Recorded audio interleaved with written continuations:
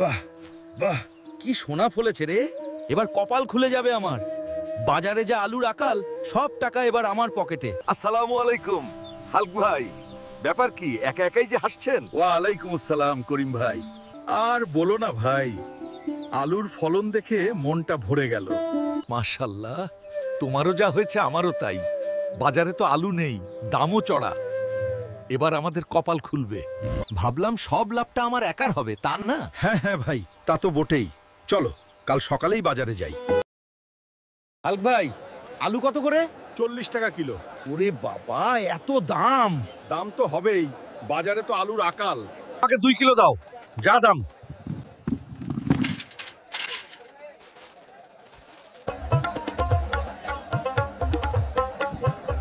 Hulk ভাই, ভালোই বিক্রি হলো আজ।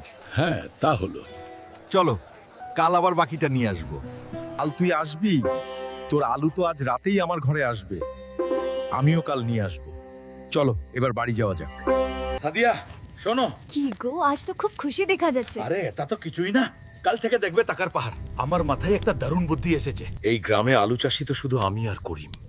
আমি যদি আজ রাতেই করিমের ক্ষেতের সব আলু তুলে আনি আর আমাদের আলুগুলোও লুকিয়ে ফেলি, তবে কাল থেকে বাজারে সব আলু শুধু আমার কাছেই থাকবে।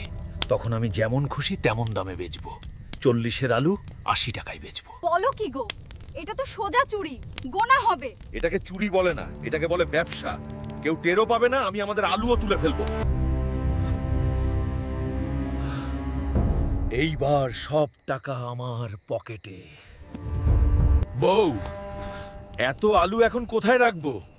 পাশের গোদাম ঘরটা খুলে দিচ্ছি, ওখানে গিয়ে রাখো। ঠিক আছে।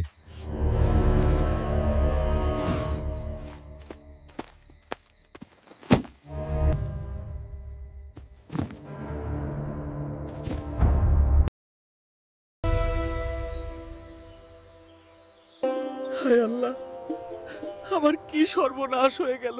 কে আমার সব আলু নিয়ে গেল, আমার পেটে লাথি মারলো। কি হয়েছে করিম ভাই? তোমার ক্ষেত তো ফাঁকা। হালক ভাই, আমার সব শেষ।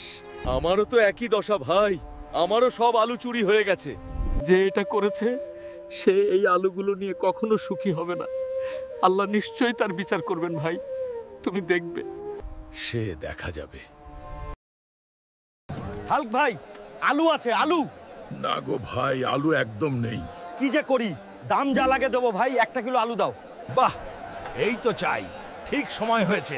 এবার বাড়িতে গিয়ে গুদাম ঘর থেকে আলুগুলো বের করতে হবে। সাদিয়া, ও সাদিয়া, সময় এসে গেছে। চলো গুদাম থেকে আলু বের করব। চলো গো চলো, আজ আমাদের কপাল খুলে গেল। ও মা গো, এ কি ইঁদুর! আমার আলু, আমার 70 টাকার আলু। সর্বনাশ, সর্বনাশ হয়ে গেল। একটা আলুও তো ভালো নেই গো। হায় আল্লাহ, আমার সব শেষ, সব শেষ হয়ে গেল। অতিরিক্ত লাভের আশায় সে তার নিজের ভালো ফসলগুলো হারালো। আসলেই কথায় আছে, অতি লোভে তাঁতি নষ্ট।